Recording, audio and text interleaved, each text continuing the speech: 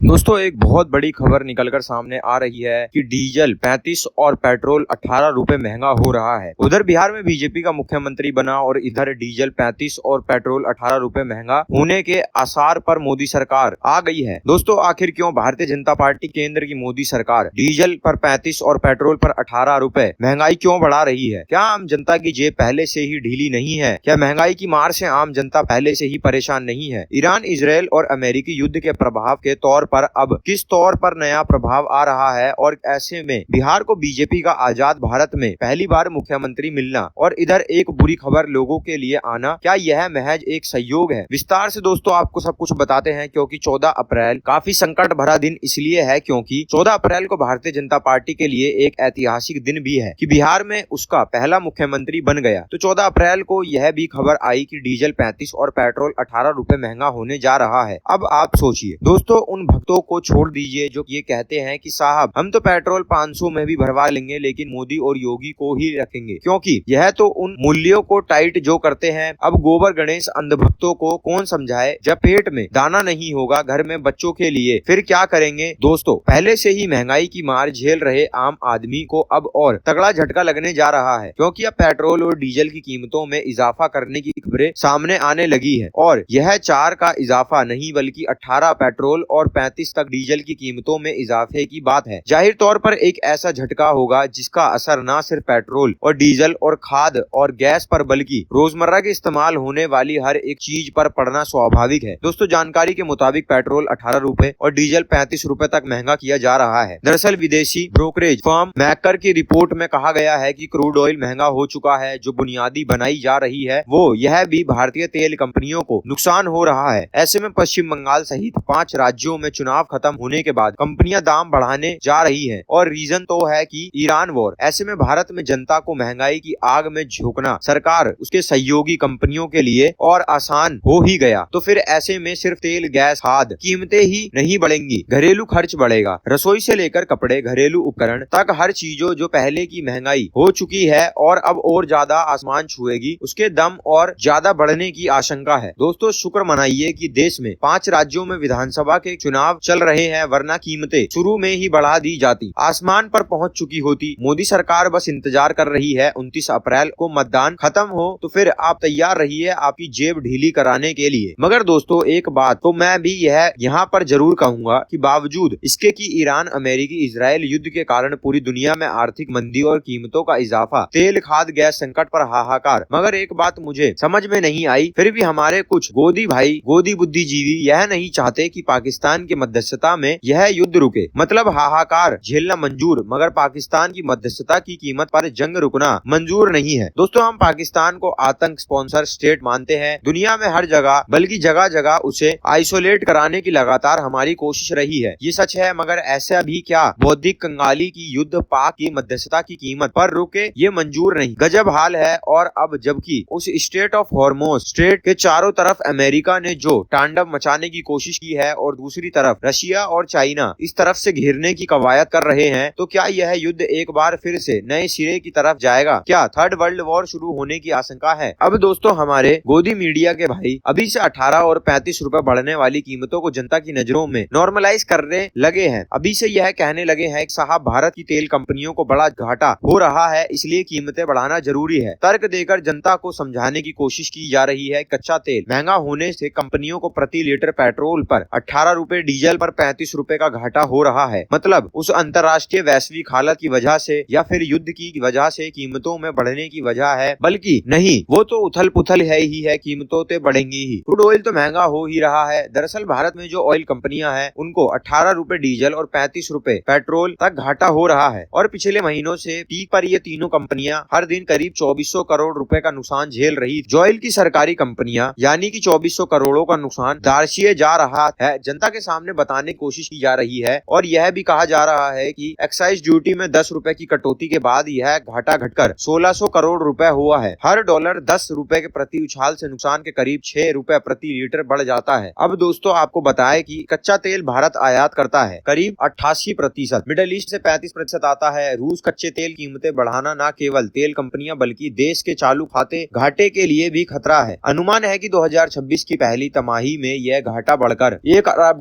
घर तक पहुंच सकता है। दोस्तों आपको यह भी बताते चलें कि भारत में कैसे तय होता है कि डीजल और पेट्रोल कीमतें। आपको बताऊं 2010 डॉक्टर मनमोहन सिंह की सरकार सीधे तौर पर पेट्रोल डीजल की कीमतें, तेल की कीमतें सरकार निर्धारित करती थी। हर 15 दिन में इसे बदला जाता था, मगर 26 जून 2010 के बाद से सरकार ने पेट्रोल डीजल की कीमतें का निर्धारण ऑयल कंपनियों के ऊपर छोड़ दिया। यानी कि अब ऑयल कंपनियां जो है वही तय करेंगी अंतर्राष्ट्रीय बाजार के हिसाब से उसकी कीमत। इस पूरी रिपोर्ट पर आप क्या राय है हमें कमेंट बॉक्स में लिखकर जरूर बताएं।